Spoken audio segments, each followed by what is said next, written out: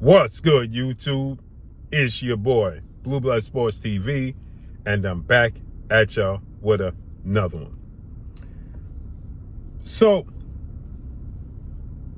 well-renowned trainer, former world champion, multi-time trainer of the year, future Hall of Fame trainer, Robert Garcia, and father and trainer and manager of undefeated Mexican superstar title contender, who is the WBC junior middleweight interim champion, Virgil Ortiz Jr., who is 23 wins, no loss, no draw, 21 wins by way of knockout. Virgil Ortiz's father, Virgil Ortiz Sr., he states in an interview he did with ES News that they was offered a fight with the guy I refer to as the Phenom, former unified WBA, IBF Ring Magazine welterweight world champion, now WBA junior middleweight interim champion and title contender, Jaron Ennis, who is now 35 wins, no losses, no draw, 31 wins by way of knockout. That just sounds ridiculous. But 35 wins. So Jaron Ennis, he states that they was offered 2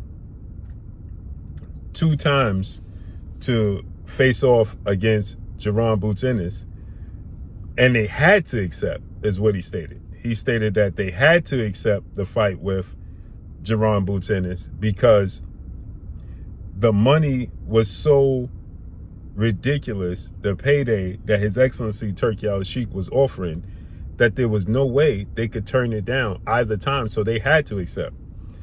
And he states that should Virgil Ortiz get past Erickson the Hammer Lubin, who was 28 wins, 2 losses, no draws, 19 wins by way of knockout, 22 wins by way of knockout, I believe. Erickson the Hammer Lubin. Should they get past him November 8th, they said they gonna have to fight Jaron Ennis next, because the money that Turkey is offering is nearly impossible to turn down. It's impossible to turn down. So now they was in line, and plus another situation set them back, which is because they was looking to fight the winner, Sebastian Fundora versus Keith Thurman, for the WBC title. But now that fight has been postponed, and look like that fight is not going to happen until January 24th, which is nearly February. So you got to factor in the winner of that fight ain't going to be ready to fight until at least the summertime, right? Which means Virgil can actually get a fight in with Jaron Ennis and still fight the winner of that fight in the summertime. Now, they saying early 2026, right? So he's saying in early 2026, they feel like they're going to have to accept the fight with Jaron Ennis because the money is so ridiculous, right? And Robert Garcia said that Virgil wants to fight, and Robert Garcia said that they want Eddie Hearn to continue to bet the house, bet the mansion, like Eddie Hearn, Matchroom CEO and promoter Eddie Hearn stated that they willing to bet the house that Jaron Ennis beats Virgil. Now, I personally think that Virgil is going to lose to Jaron Ennis stylistically. I also think that it's a strong possibility Virgil is going to lose to Erickson Lubin.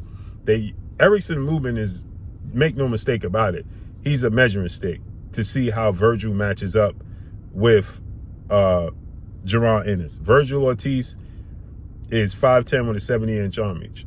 Erickson Lubin is 5'11". They list him as like 5'10". He's more like 5'10". I've seen Erickson Lubin like 5'10" with a 74.5-inch arm reach. Jaron Ennis is 5'10" with a 74-inch arm reach. Lubin now is a southpaw, right?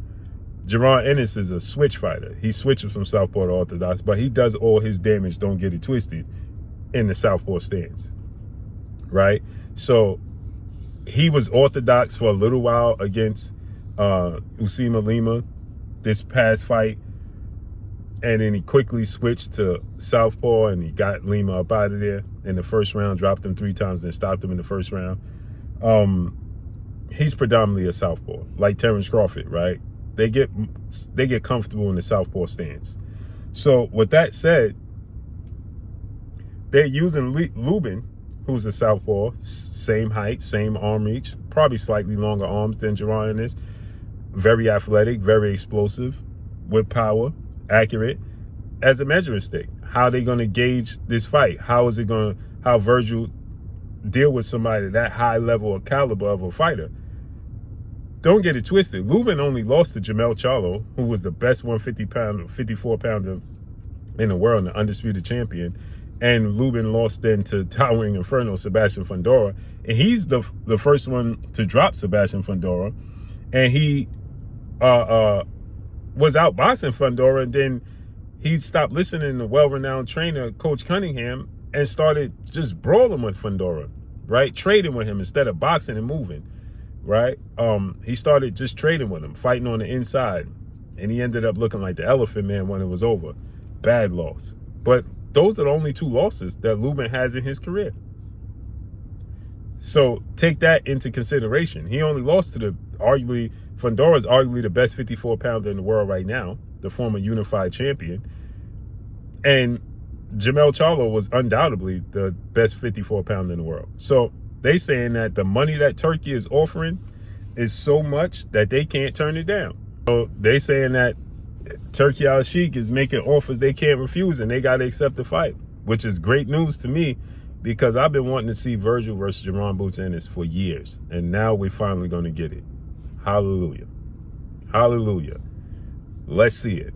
I got Jaron Boots Ennis winning unanimous decision and actually dropping Virgil Ortiz. I think he's going to drop Virgil Ortiz at least once, maybe twice in this fight.